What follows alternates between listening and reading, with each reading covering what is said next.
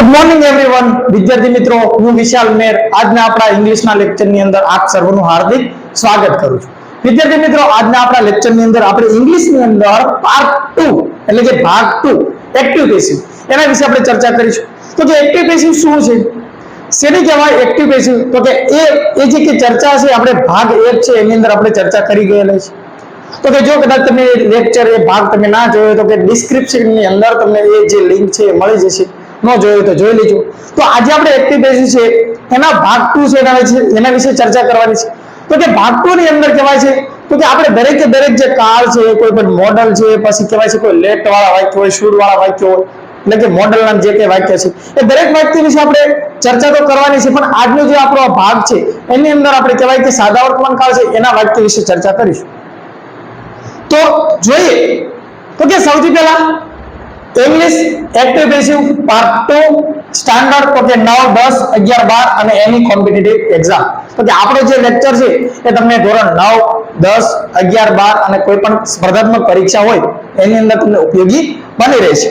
તો જે આપણે ચર્ચા કરવા જઈ રહ્યા છીએ, જે વાક્યની પ્રેક્ટિસ કરવા જઈ રહ્યા છીએ, એ કયા વાક્ય છે? તો સિમ્પલ ભાઈ આપણે વાત આગળ પણ કરેલી છે કે કોઈ પણ કાળ હોય એની સાથે ધ આર્ટિકલ લાગે છે. તો કે ધ સિમ્પલ એટલે કે સાદો, પ્રેઝન્ટ એટલે કે વર્તમાન અને ટેન્સ એટલે કે કાળ અને એના સેન્ટેન્સીસ એટલે કે એના વાક્યો, એટલે કે જે સાદા વર્તમાન કાળ છે એના વાક્યો. તો સાદા વર્તમાન કાળ છે ભાઈ એક્ટિવ પેસિવ આપણે જ્યારે વાક્ય છે એનું એક્ટિવ પેસિવ બનાવવું હોય તો આપણે આગલા લેક્ચરની અંદર પણ મેં ચર્ચા કરેલી છે કે જ્યારે એક્ટિવ પેસિવ વાક્યનું કરવું છે, એક્ટિવ પેસિવ વાક્ય કરવું છે, એક્ટિવ વાક્યને પેસિવ વાક્ય બનાવવું છે, તો ત્યારે સૌથી પહેલા તો કહેવાય તો કે કાળને ઓળખવું ખૂબ જ જરૂરી છે. એ કાળને ઓળખતા આવડવું પડે. ભાઈ કાળ ઓળખાય એટલે કે વાક્યની અંદર કર્મ ગોતતા આવડવું પડે. ભાઈ શું અને કોને વડે પ્રશ્ન પૂછો તો આપણને કર્મ મળે છે. ત્યારબાદ ચર્ચા કરીએ તો કે કોઈ સ્થળ હોય એનું પેસિવ વોઇસ શક્ય છે, પણ જે વાક્યની અંદર કોઈ કર્મ જ નથી, કોઈ એવું સ્થળ જ નથી, તો એનું પેસિવ વોઇસ બનતો નથી. તો જોઈએ આ પેલું વાક્ય તો શું કહે છે? જે help the poor every day. ભાઈ પહેલા તો આપણે સૌથી પહેલા આપણું સ્ટેપ શું રહેશે તો કે કાળને ઓળખો. તો જો આ એવરી વાળો શબ્દ છે, કોઈ પણ એવરી વાળો શબ્દ હોય, every day, every night, every month, every Holi, every Janmashtami, કોઈ પણ હોય એવરી વાળો શબ્દ હોય એ સાદો વર્તમાન કાળ હોય, અથવા તો ડેઈલી વાળો શબ્દ હોય તો એ સાદો વર્તમાન કાળ હોય, સમટાઈમ્સ વાળો શબ્દ હોય તો એ સાદો વર્તમાન કાળ હોય, ઓફન વાળો શબ્દ હોય તો સાદો વર્તમાન કાળ હોય, અવારનવાર, સમટાઈમ્સ એટલે ક્યારેક ક્યારેક. તો આવા શબ્દો છે આપણને સાદા વર્તમાન કાળ બતાવે. આ સૂચક શબ્દ છે આપણો. કઈ વાક્યની અંદર ક્યારે સૂચક શબ્દ ના પણ આપ્યો તો શું આપણે પેસિવ વાક્ય કરી શકીએ છીએ? હા, કરી શકીએ છીએ. પણ આપણને કહેવાય છે વાક્યની અંદર કર્મ હોવું જરૂરી છે, તો પેસિવ હોઈ શકીએ છે, પણ કર્મ ગોતતા આવડવું પડે. તો પહેલા તો કાળ ઓળખવો પડશે. તો અહીંયા એવરીડે આપ્યો છે એટલે આપણને ખ્યાલ પડે કે આ સાદો વર્તમાન કાળ છે, પણ માની લો આ સૂચક શબ્દ ના આપ્યો હોય તો પણ આપણે વાક્યને ઓળખી શકીએ છીએ, પણ આવડવું જરૂરી છે. તો સમજો કઈ રીતે ઓળખીએ? તો કે આ જો કર્તા છે, આપણો સબ્જેક્ટ છે, સબ્જેક્ટ એટલે કર્તા અને ઓબ્જેક્ટ એટલે કર્મ. પણ આપણે તો ગુજરાતીમાં ચર્ચા કરી લેવાય. પછી પાછું સબ્જેક્ટ કહું તો બસ છોકરા ઘણા બધા વિચારમાં પડે કે સબ્જેક્ટ એટલે શું, ઓબ્જેક્ટ એટલે કર્મ થાય, ઓબ્જેક્ટ એટલે વાત કરું છોકરા પાસે વિચારમાં પડે ઓબ્જેક્ટ એટલે શું. તો અહીંયા આપણો સબ્જેક્ટ એટલે કે કર્તા છે, તો કે આ કર્તા પછી આ રહ્યું ને એ ક્રિયાપદ કહેવાય. હેલ્પ એટલે શું? મદદ કરવી. તો કર્તા અને એના પછી ક્રિયાપદ. તો કે કર્તા પછી ક્રિયાપદ આવતા હોય એવા માત્ર બે જ કાળ છે. કયા કાળ છે? બે જ કાળ છે. કર્તા પછી તરત ક્રિયાપદ આવતા હોય એવા બે કાળ છે, એક સાદો વર્તમાન કાળ અને એક સાદો ભૂતકાળ. ભાઈ આ બે કાળ એવા છે, ભાઈ બે સાદા જ કાળ, સાદો વર્તમાન કાળ અને સાદો ભૂતકાળ છે. એના પછી તરત કહેવાય ક્રિયાપદ આવતું હોય એવા બે જ કાળ છે. બાકી કોઈ ના કોઈ વાક્યની અંદર કોઈ ના કોઈ તમને જે કાળ આપેલો હોય એની અંદર કોઈ ના કોઈ ટૂંકું રૂપ આપેલું છે. તો અહીંયા તમે જો કે ભાઈ આ કર્તા છે અને આ ક્રિયાપદ છે, તો કે કર્તા પછી તરત ક્રિયાપદ છે, તો આ કાળ છે ને કાં સાદો વર્તમાન કાળ અથવા તો કાં સાદો ભૂતકાળ જ હોય. ભાઈ એવરીડે આપ્યું છે તો ખ્યાલ આવશે સાદો વર્તમાન કાળ જ. પણ સમજી લો એવરીડે ના આપ્યું હોય તો કર્તા પછી તરત ક્રિયાપદ તો છે, તો કર્તા પછી તરત ક્રિયાપદ છે. અને અહીંયા તો ભૂતકાળનું રૂપ નથી. જો આ સાદો ભૂતકાળ હોત ને તો અહીંયા ભૂતકાળનું રૂપ કોઈ હોત.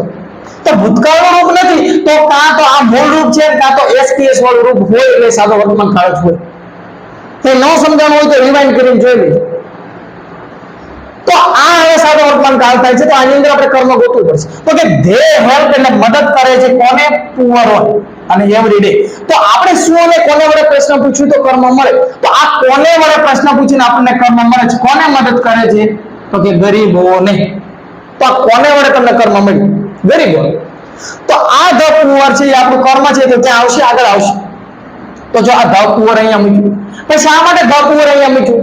તો કે વાક્યની અંદર આપણને ખ્યાલ છે જ્યારે પેશી વાક્ય હોય તો એની અંદર મહત્વ પેલા કર્મનું હોય છે. તો જો કર્મને આગળ આપણે મૂકવું પડે તો કર્મને આપણે આગળ લાવ્યા. તો કે આ ધ પુઅર. હવે આ પુઅર રહ્યો પાછો પ્રશ્ન થાય એક, હવે એના અનુરૂપ ટુ બી નું રૂપ મૂકો.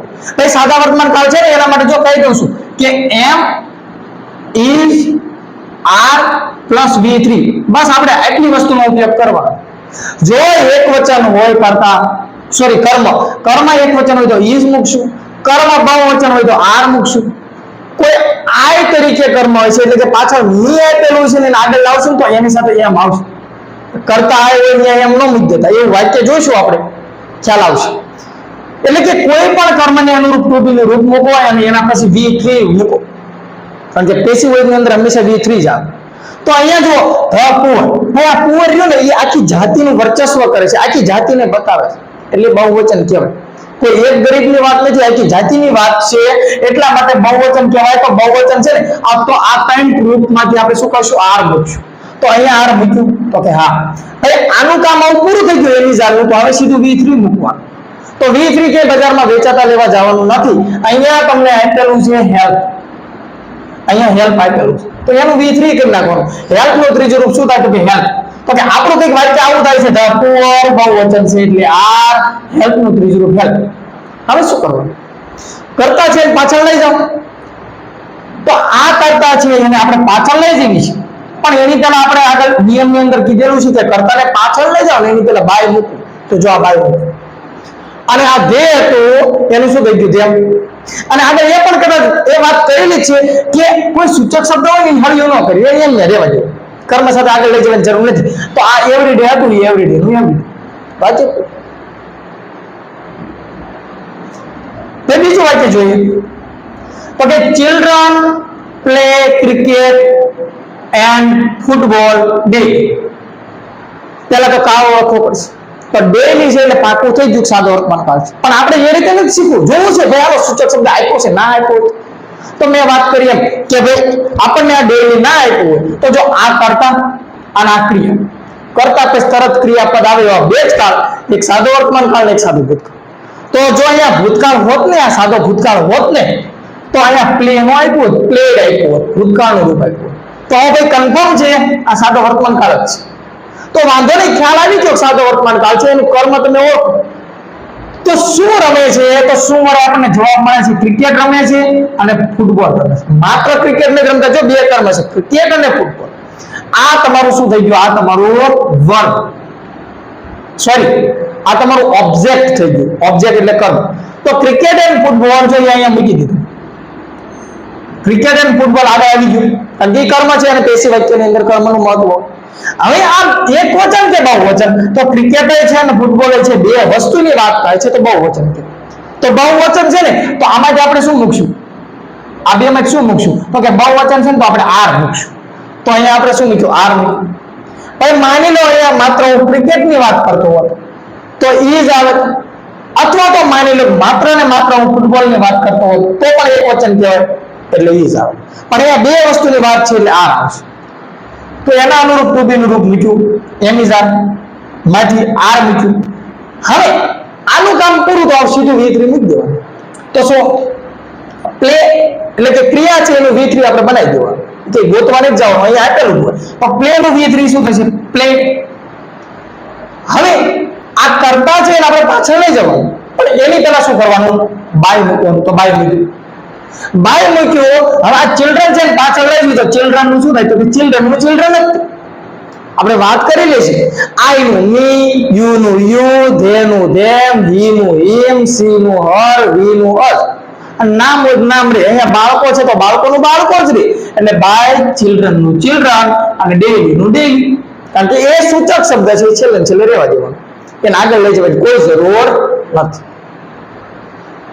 આગળ જોઈએ તો કે હવે બીજું વાક્ય છે, a child watches Chhota Bheem sometimes. પહેલા તો આ વાક્ય તમને આપ્યું છે, પહેલા વાક્ય એટલે કે કાળ ઓફ. તો સમટાઈમ્સ એટલે શું થાય? ક્યારેક ક્યારેક, ક્યારેક ક્યારેક. એ ક્યારેક ક્યારેક એક સમય બતાવે છે, આ તમારો સૂચક શબ્દ કહેવાય. અને ક્યારેક ક્યારેક જે સમય બતાવે ને સાદો વર્તમાન કાળ હોય. એટલે સમટાઈમ્સ આપેલું હોય તો સાદો વર્તમાન કાળ કહેવાય. સમજી લો સમટાઈમ્સ ના આપેલું હોય તો એ કાળ ઓળખી શકીએ છીએ. વિદ્યાર્થી મિત્રો કઈ રીતે? ભાઈ આ તમારો કર્તા કહેવાય, તો એ ખબર પડી પડે કર્તા કહેવાય. હો, આ કર્તા છે અને આ તરફ ક્રિયાપદ આપેલું છે. પણ જો અહીંયા ભૂતકાળ હોત ને, કરતા પછી તરત ક્રિયાપદ આવે. આપણે આગળ વાત કરીએ કા સાદો વર્તમાન કાળ હોય, કા સાદો ભૂતકાળ. જો સાદો ભૂતકાળ હોત ને તો આ ઈડી લાગેલું હોત, વચડે કરેલું હોત. પણ અહીંયા એવું નથી. તો અહીંયા કા એસટીએસ લાગેલો હોય, કા તો મૂળ રૂપ હોય. અને કરતા પછી તરત ક્રિયાપદ હોય તો એ સાદો વર્તમાન કાળ જ હોય. કરતા પછી તરત ક્રિયાપદ હોય અને કા મૂળ રૂપ હોય, કા એસટીએસ હોય તો એ સાદો વર્તમાન કાળ સિવાય બીજું એકેય ના હોય. તો આ સાદો વર્તમાન કાળ થઈ ગયું. ક્લિયર? હવે તમારે શેની જરૂર પડશે? કર્મ. કર્મ શું અને કોને વડે પ્રશ્ન પૂછું તો કર્મ મળશે. શું જોવે છે છોકરો? તો કે છોટા ભીમ. તો આ છોટા ભીમ તમારું કર્મ થયું. તો છોટા ભીમ તમારું કર્મ થાય એને તમારે ક્યાં મૂકવાનું? તો આગળ જો છોટા ભીમ. પાછો ઘણા શું કરે ખબર છે? કે આ છોટા રહ્યું ને, છોટા એને આગળ મૂકશે અને ભીમ રહ્યું ને એને પડ્યો રહે. એટલે ભાઈ આ છોટા ભીમ કહેવાય એક સિરીઝ છે, કાર્ટૂન સિરીઝ છે. છોટા ભીમ કયો, મોટું પતલું કયો, જે કઈ કયો, તો આ એક સિરીઝ છે. ટોમ એન્ડ જેરી કયો, આ સિરીઝ કહેવાય. તો એ ભાઈ સિરીઝ કહેવાય તો કે છોટા તમારે આગળ મૂકવાનું, ભીમ અહીંયા પડ્યો રહે એવું નથી કરવાનું. આ છોટા અને ભીમ તમારે બે અહીંયા મૂકવું પડે. હવે પાછા વિચાર, ભૂલ ક્યાં થાય જોજો. તો કે આ છોટા એક ભીમ બે, છોટા એક અને ભીમ બે સાઈડે કીધું કે બહુવચન હોય ને તો કે આર મૂકવાનું. શું મૂકવાનું? આર. તો અહીંયા શું કરે? આર મૂકે. આર નથી મૂકવાનું. આ છોટા ભીમ પોતે એક સિરીઝ, એક જ કહેવાય. એક કહેવાય એટલે આપણે શું મૂકશું? ઈફ. એમ આવતું હશે, જોયું હશે ક્યારેક ને ક્યારેક. એક સિરીઝ છે એટલે ઈ તો કે હવે એની જ્યારે મૂકી દીધું આવશે તો V3. તો V3 શું વેચાતું લેવા જવાનું? ના. તો કે જો અહીંયા વોચ તમને આપેલું છે, વોચ થી આપેલું છે, એનું V3 કરો. તો કે એનું V3 ઈડી મૂકી દો એટલે થઈ જાય watch. Chhota Bheem inch watch. હવે કરતા પાછળ લઈ જાઓ. તો આ કરતા છે એટલે આપણે જો આ પાછળ લઈ ગયો. પણ એની પહેલા શું કરવાનું? તો કે dy બાય મૂકી દેવાય. બાય મૂકી. તો કે અ ચાઇલ્ડ. ભાઈ ચાઇલ્ડ એટલે કે બાળક. ચાઇલ્ડ એટલે બાળક. આ એક વચન કહેવાય. અને અહીંયા ચિલ્ડ્રન. તો કે આ ચાઇલ્ડ નું બહુવચન ચિલ્ડ્રન થાય, એ બહુવચન કહેવાય. ચિલ્ડ્રન એટલે બાળકો અને ચાઇલ્ડ એટલે બાળક. એ ભૂલ ના પડે એ સમજે એટલા માટે મેં બે ઉદાહરણ લીધા છે. આ ચાઇલ્ડ તમે મૂકી દીધું. ભાઈ આ સમય તમારો સમય સૂચક શબ્દ છે, જે સૂચક શબ્દ એને એમના મૂકી દો. વાક્ય આગળ જો. રેખા નેક્સ્ટ દાળ ભાટી. રેખા દાળ ભાટી બનાવે છે. પહેલા તો કારણ ઓળખવો પડશે. અત્યાર લગીના બધા વાક્યમાં તમને અહીંયા કંઈક ને કંઈક સૂચક શબ્દ આપેલા હતા. આ વાક્યમાં જેવું કઈ છે નહીં તો પણ આપણે ઓળખી શકીએ. હાથે કરીને એવું વાક્ય રાખ્યું છે કે ખ્યાલ આવે, સમજાય. નહીતર તો ડેલી, એવરીડે, સમટાઈમ્સ ને આવા ઓપન નહીં શબ્દ આપ્યો હોય તમને ખ્યાલ આવી જાય કે આ સાદો વર્તમાન કાળ જ છે. પણ આની અંદર કોઈ સૂચક શબ્દ નથી તો ઓળખી શકાય છે. કે વાત કરી અવારનવાર રિપીટ કરું છું, હવે તો આવડી જ જવું પડે. તો આ તમારો કર્તા, આ તમારું ક્રિયાપદ. કર્તા પછી તરત ક્રિયાપદ હોય એવા બે જ કાળ. વન્સ અગેન રિપીટ, સાદો વર્તમાન કાળ અને સાદો ભૂતકાળ. જો એ ભૂતકાળ હોત ને તો આ મેક્સ નો હોત, ભૂતકાળનું રૂપ હોત, મેડ હોત.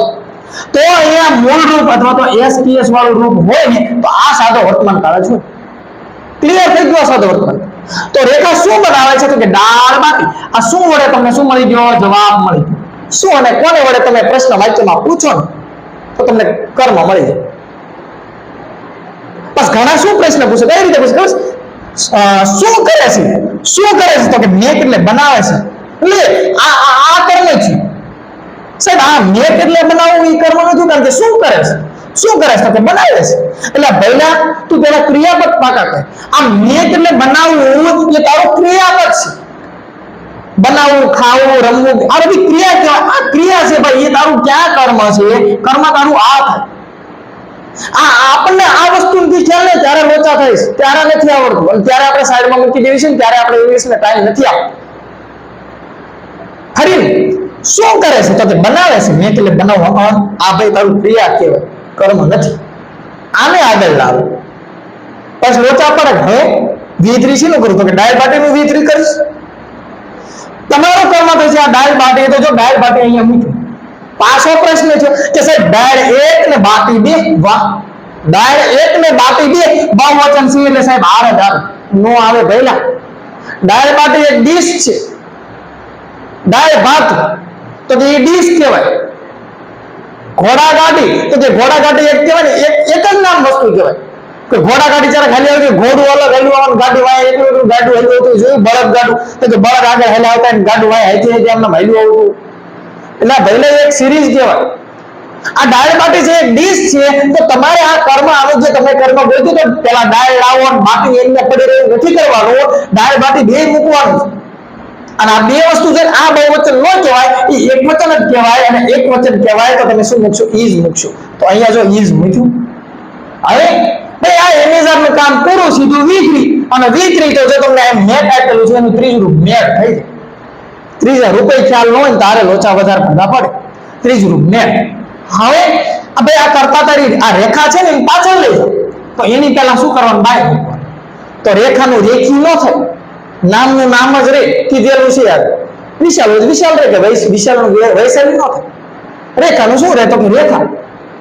ત્યાં પછી હિ નું હિમ ને સી નું હર નહીં કરવાનું, નામ આપ્યું છે તો નામ રે. આગળ જુઓ, she steals money from them everyone. તેણે ચોરી કરે છે શેની?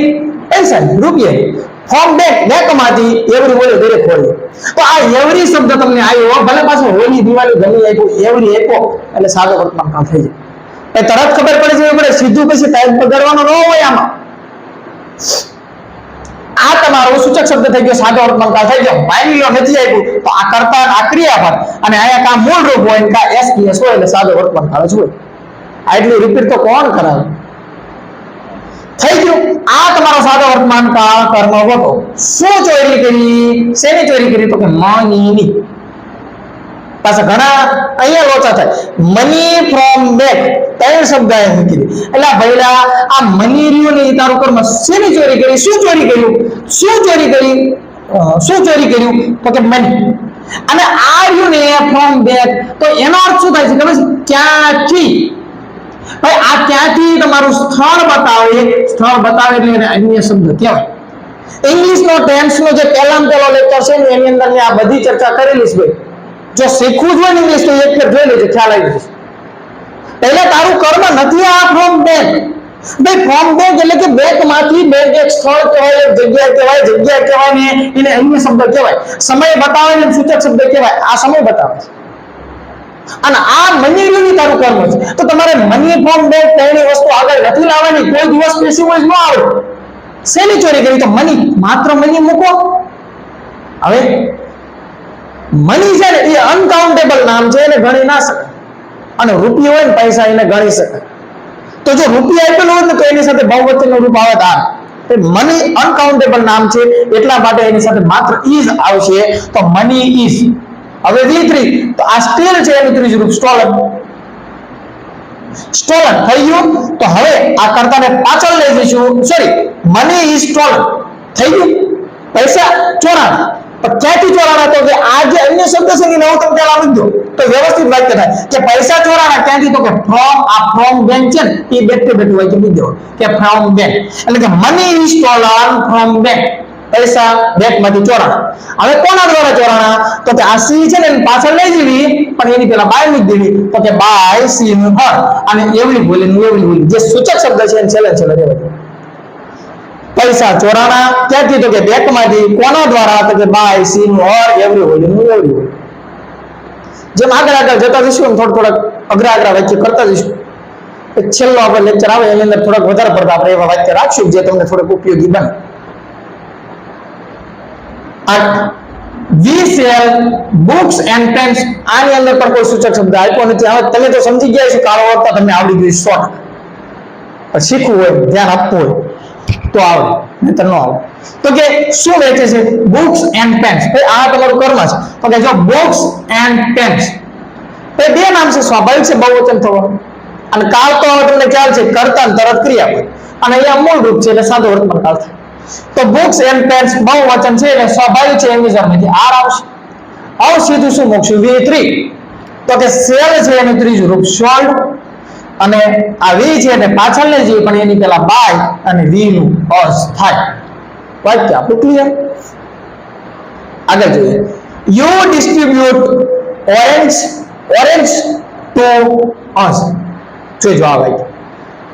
હવે યુ એટલે તમે, ડિસ્ટ્રીબ્યુટ એટલે વહેંચવું, તમે વહેંચો છો શું? ઓરેન્જીસ એટલે કે નારંગીઓ. અને કોને? તો કે ટુ અસ. આવું કદાચ આપણને ઇંગ્લિશમાં વાક્ય બનાવવાનું કીધું હોય ને તો અહીંયા અસ ની જગ્યાએ શું મૂકશે ખબર છે? વી. યુ ડિસ્ટ્રીબ્યુટ ઓરેન્જીસ ટુ વી. એટલે હા ભાઈ હા, વી એટલે તમે વેચો છો કે તમને વેચે છે? અહીંયા આપણને આ વસ્તુની આવડત ડાયરેક્ટ વેચો થાય છે. અહીંયા અસ નું ભાઈ વી કરે, વી કરે. શું કરે? વી. એટલે વી નો આવે, વી નો અર્થ શું થાય? અમી. ભાઈ તમે વેચો છો કે આ યુ છે એ તમને વેચે છે? કોને વેચે છે? તો કે અમને વેચે છે. કોને? અમને. તો કે આ અજ છે ને એનો અર્થ શું થાય? એનું ઇંગ્લિશ શું થાય? અજ. અજ નું તમારે ગુજરાતી કરવું તો એનો અર્થ થાય અમને. અમને. તો અમને છે એવો તમારે શબ્દ લખવો તો અહીંયા અજ જ લખાય. શું લખાય? અજ લખાય.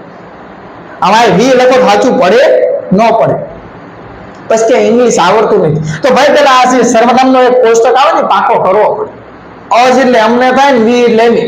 તમે નથી વેચતા, તમે વેચતા હોત તો વી લખી શકો પણ આ યુ છે એ વેચે છે એ નારંગી અને કોને? તો અમને. તો અમને લખવું છે તો અહીંયા અજ જ લખવું પડે, વી ન લખાય. પેલા ગુજરાતી તો હરખું જોવો, સમજો. હવે આગળ